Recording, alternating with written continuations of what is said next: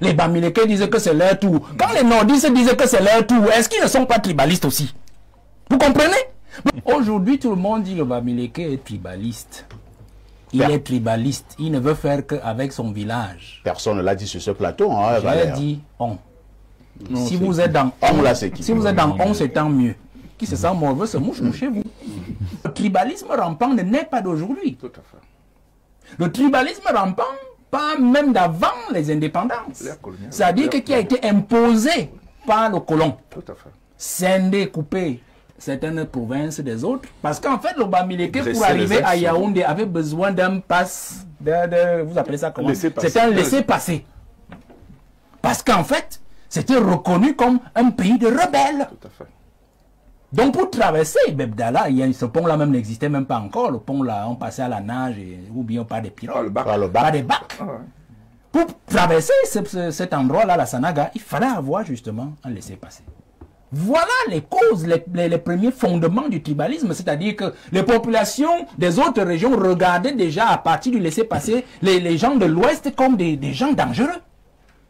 Parce que le blanc leur dit, c'est des rebelles, ils contestent le pouvoir. Et vous, vous êtes à Yaoundé, c'est le siège de l'institution, vous avez tout. Vous êtes à Douala, c'est le siège de... Vous avez tout. Il faut craindre ces gens.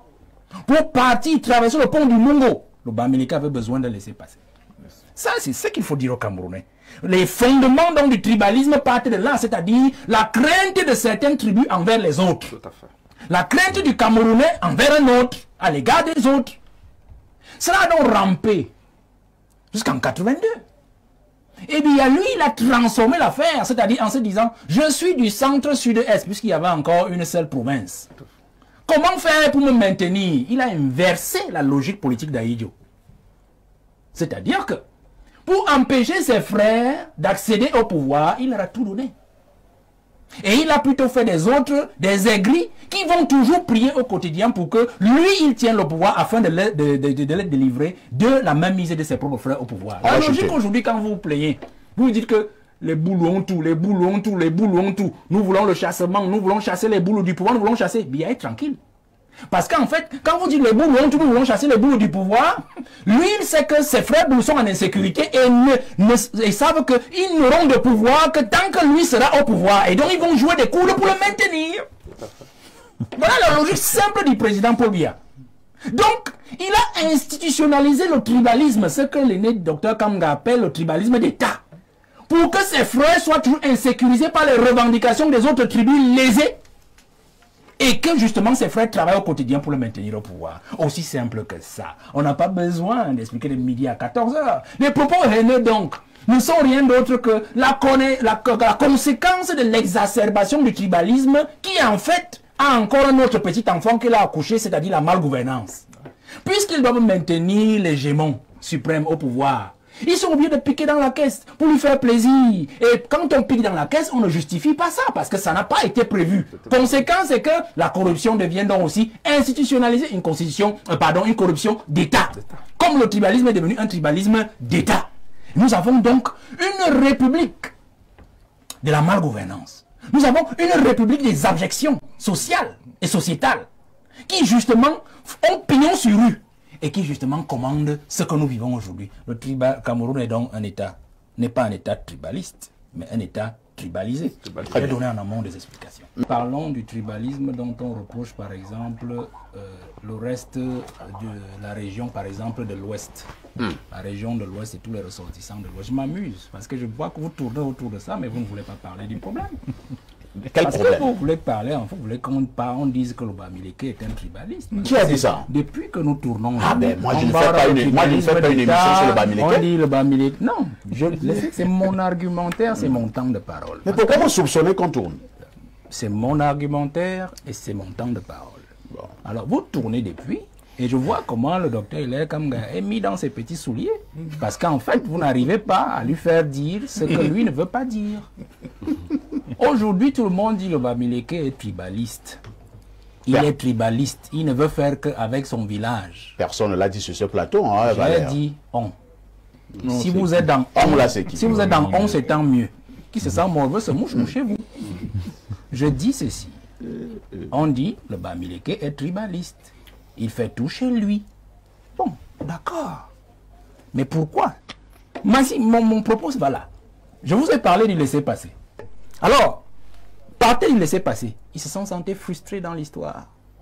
Vous comprenez? Le professeur a parlé... C'est vrai quand même que, hein, Valère Bessala, je vous repasse la parole. Vraiment, l'émission de ce matin ne pose pas un problème Bamileke. Il faut que ce soit très bien compris. Maintenant, je vous repasse la parole. Le professeur a parlé des capitaines d'industrie. D'accord? Le ministre Kodok, en 1966-1968, je parle sur votre contrôle, professeur, il était ministre de l'économie, quelque chose comme ça, d'Aïdjo. Il avait justement, c'était un dossier que le président Aïdjo lui avait confié. Et c'est lui qui est en fait l'instigateur des capitaines d'industrie qui relèvent particulièrement d'une certaine aire géographique, c'est-à-dire de l'Ouest. Parce qu'en fait, il ne faut pas comprendre. Il faut comprendre que Aïdjo avait le souci d'équilibrer l'injustice qui avait été aussi faite à cette région-là du fait du maquis. C'est-à-dire ces gens qui avaient été réduits socialement dans leurs petits souliers comme étant des gens qui ne peuvent pas aller partout dans le Cameroun comme tous les autres Camerounais. Ils avaient besoin de laisser passer. Comme l'Ombassa. Vous comprenez?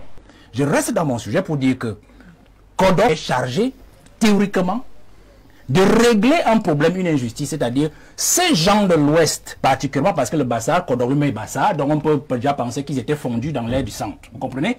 Ces gens de l'Ouest-là doivent se sentir quand même concernés aussi dans ce pays, même si politiquement on les met de côté. Regardez par exemple ce qu'on fait en Dormont.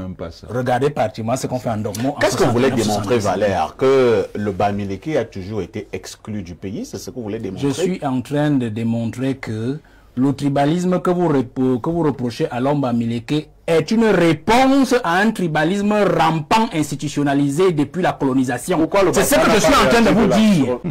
Donc je veux que vous compreniez cela aujourd'hui. Et que le dossier économique de Kodok vise justement à tempérer leur esprit d'exclusion.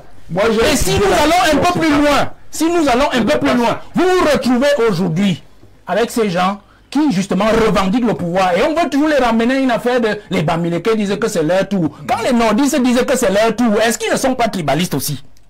Vous comprenez? Peut-être qu'ils usent des moyens qu'ils ont reçus, ou du moins des moyens qu'ils ont développés pendant leur exclusion politique. Parce qu'il faut aussi comprendre cette logique. Donc je ne voudrais pas moi je sais que j'ai touché là où ça ne vous a pas plu. Donc je ne vais pas parler longtemps. Je dis ceci, monsieur. Non, monsieur Bessala. Ça ne vous concerne pas particulièrement. Parce que vous dites que là, ça ne m'a pas plu. Là, je ne le permets pas. Vous, c'est pas vous. Voilà. Il faut que ce soit très clair. Donc je voudrais simplement dire que... je n'ai rien à voir avec ça. La question du tribalisme ne doit pas être une question aérienne.